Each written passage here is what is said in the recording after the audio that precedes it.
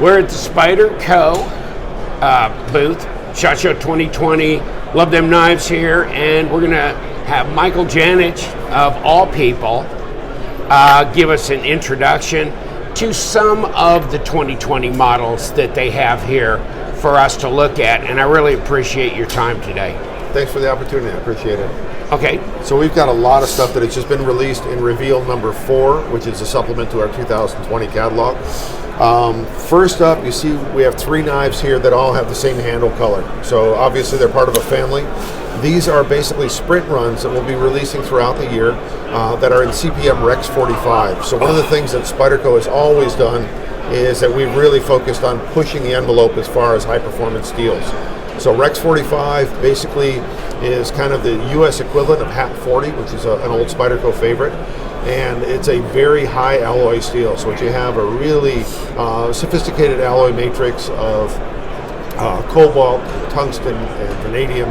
So great wear resistance as far as steel is concerned. It is a tool steel, so it does require that maintenance, but for steel connoisseurs who appreciate that ultimate edge holding capability, the Rex 45. So obviously what we have here is a Shaman, so standard Shaman construction. Oh my God. Hey, I'll tell you what, I've got one in crew wear I could just swamp you for. Nice try.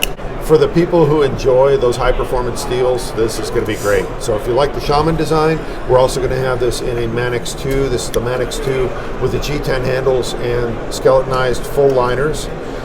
So you have that version, and then there's also. And that's going to be in Rex. Yes, these are all. When you see these same handle colors, this is the handle color that is associated with all of our Rex 45, and also if you go back historically, all of our sprint runs in HAP 40, because again, functionally it's the same steel. Particle metallurgy steel, same exact alloy composition. Oh my God. I got a PM2 in the Rex 45, and then I got a military in the Rex 45. That military, it rock welded 67. Wow, impressive. And if you recall, those two had the same handle color. Yeah. So those are the 2 we've done thus far. So those are the first 2 of this family that have come out of sprint runs, and this is the initial 2020 offering as far as a continuation of that family. Yes. Oh man, I don't know who I'm going to have to blackmail to get one of those, but I'm going to definitely get on that train. Awesome. So next up is what we call the Watu. So historically, if you go back, there was a knife called the Walkway. So Walkway is the name of a people in Central Africa, and they had a very iconic ethnic fixed blade design. Was that part of the ethnic series that they had done? Exactly, exactly. So this is a smaller version, a scaled down version of the Walkway. This is called the Watu. It means people in Swahili. So what you have is the distinctive profile or outline of the traditional fixed blade design, but adapted to a small gentleman's folder. So it's got kind of a neat straight clip, almost a Bowie-shaped blade, but with a really low point, almost approaches kind of a Warncliffe edge configuration. It's got full liners on it, compression lock mechanism, and carbon fiber G10 laminate scales. The holes in the handle here are also traditional. They're consistent with a traditional design. It's got a reversible deep pocket wire clip, so for folks who like that discreet carry. And it's got all the advantages of the compression lock. So fully accessible trademark round hole, left and right friendly, and very easy to operate. Never have to get your fingers in the way of the edge as far as operating that knife. And this also, just like the original Walkway, part of the sales of this knife are donated to a charity. It's a charity that supports AIDS research and AIDS health care in Central Africa. Very nice. So that's one that we're excited about as far as our ethnic series. This one is near and dear to my heart. This is an all-black Yojimbo 2. So the original Yojimbo 2, satin finish, G10. This has been around since late 2011. This is my carry knife. It's been in my pocket since November 2011. We've had a lot of requests for an all-black version, specifically black-bladed, but what's interesting about this is it's the first Spyderco compression lock knife with black liners. So all of our compression locks in the past, even if they had a black blade, the liners were left raw. In this case, we've literally blackened all the hardware on this. The only thing that's not blackened, the mating parts of the lock mechanism, were masked prior to the blackening to make sure that they gall and they maintain good lock strength. Oh, yeah, because yeah. the coating on this does add lubricity. It makes things slippery. Of course, we don't want to compromise lock strength. So this is a DLC coating, diamond-like carbon coating on the blade, and then the handle hardware has coatings that are appropriate to its material. But same exact feature, CPM S30V stainless steel blade, same as the standard version, just in an all black. Very nice. Next one up is a Pacific Salt 2. So the Pacific Salt was part of our Salt series. It had the distinction of going through military testing and actually being approved in the black-bladed plain edge version as a knife that is issued to U.S. Marine Corps and Navy pilots as part of their survival kits. What was missing from the Pacific Salt, when you look at like the Salt 2 version stuff and the enhancements we made to the handle ergonomics, they were essentially based, the original Salt series were based on the 1998 series handles. So the Endura 3, the Delica 3, the third generation Delica and third generation Endura. The Endura 4 has a 4-position clip, has improved handle ergonomics, and it basically is just a more refined handle shape. So the original Pacific Salt had that Endura 3rd generation handle. The Pacific Salt 2 now has the 4th generation Endura handle. So this handle, unlike the Endura itself, this has no liners in it because again we want this to be ultra corrosion resistant. So this is a different handle construction. It has threaded inserts to support the 4-position clip, but a minimum of metal hardware in the handle to really make it super corrosion resistant. Of course, the centerpiece of this knife is the H1 blade. So nitrogen-based austenitic steel, ultra corrosion resistant, and the Salt series for sports fishermen, for anyone who works in and around the water, have been incredibly popular. So now what you have is all the features and benefits of the Endura 4, but with the same corrosion resistant qualities. Will this be just in the black FRN, or will this be... This is kind of the initial offering, but this will eventually have all of the same family offerings, if you will, that we had with the original Pacific Salt. So you'll have black-bladed versions, you'll have fully serrated versions, and we should also have the yellow-handled versions as well. I like the the yellow. high-visibility yellow. Yep, Yeah. for fishermen and everything, they prefer that. Yeah. Beautiful. So while we're talking about lightweights, the original Tenacious is one of our best sellers. Part of our value series, we sell tons and tons of those. They're in service all around the world. We're trying to figure out ways to take something that was pretty close to perfect and make it even better. So one of the things we decided to do, instead of the original G10 on the Tenacious, we decided to do a lightweight version. So it does reduce the weight by about 10%, but very importantly what this does is it adds that injection molded bidirectional texture. So G10, as you can see from my well-worn Jimbo 2 here, it gets smooth after time. In and out of the pocket, it does smooth out. This gives you a much grippier knife, and it also gives you the options of literally a rainbow of colors. Yes. So when it comes to injection molding FRN, you can choose any color. You can make it in any color you want. So I'm sure there's going to be a lot of variations of this, but it's literally the time-tested design of the Tenacious with lightweight injection molded handles that add that grip and are going to give us a bigger color palette to work with. Next one up is what's called the Siren. So the Siren is a Lance Clinton design. Lance is a professional kayak fisherman in Costa Rica. So he's probably spent more time cleaning fish than you and I have spent breathing. But very insightful guy, very well-seasoned knife user. And what he wanted to do was take his fixed blade design that's called the Walkway and essentially adapt that to a folding version. So what you've got is linerless G10 handles. And what's interesting about this, most Spyderco G10 is going to be a fine texture G10. Because Lance works in the water, works around water a lot, he wanted something that was a grippier G10. So this is actually more of a medium texture. Yes. Offers a much better grip, especially when your hands are wet. The ergonomics of the handle has a nice integral guard here, so your hand's not going to slide forward. Full flat grind on the blade. This is an LC200N blade, so it's a martensitic steel, but also ultra corrosion resistant, nitrogen based. And it also has a touch of class here. You see the blue liners in here. So you have G10 with just a subtle blue liner in there to kind of pay homage, I guess, to its water-based intent. It's a backlock mechanism, so ultra strong backlock.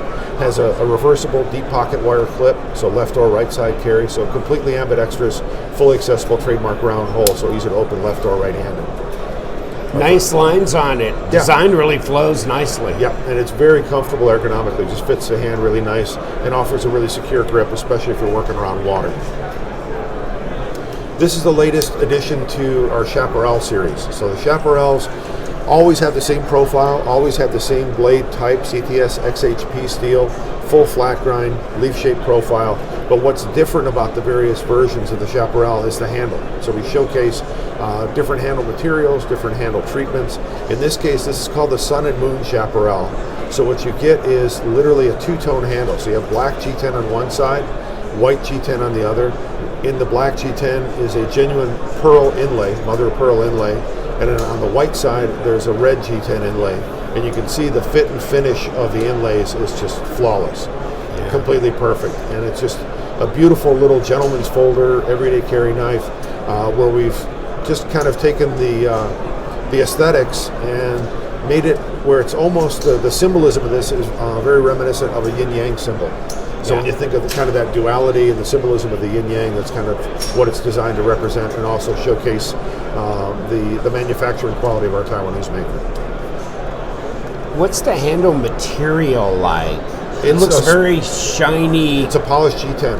Oh, it's a polished G10. Wow, it really looks nice. Yeah, it's really well done, and especially when you look at the way the red and the white match here, there's absolutely no color bleed, there's no gaps in there whatsoever.